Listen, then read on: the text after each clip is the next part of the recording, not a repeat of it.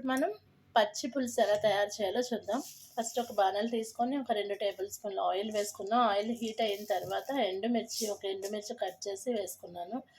ఆ తర్వాత మెంతులు. పులుసైనా పప్పైనా ఇలా పచ్చి పులుసులన్నా దేనికన్నా మెంతులు వాడాలి. సో మెంతులు, ఆవాలు 2 కూడా ఒక టేబుల్ స్పూన్ వేసుకున్నాను. వేసిన తర్వాత ఇవి కొంచెం హీట్ అయిన తర్వాత ఏం చేయాలంటే మనం కొంచెం హీట్ అయిన తర్వాత ఇప్పుడు పచ్చిశనగపప్పు ఉంటుంది కదా, ఒక 1/2 టేబుల్ స్పూన్ పచ్చిశనగపప్పు, అలానే 1/2 టేబుల్ స్పూను మినపగుళ్ళు ఇంతవరకు వేసుకుందాము. ఇవి వేసుకొని బాగా వేగనిద్దాం.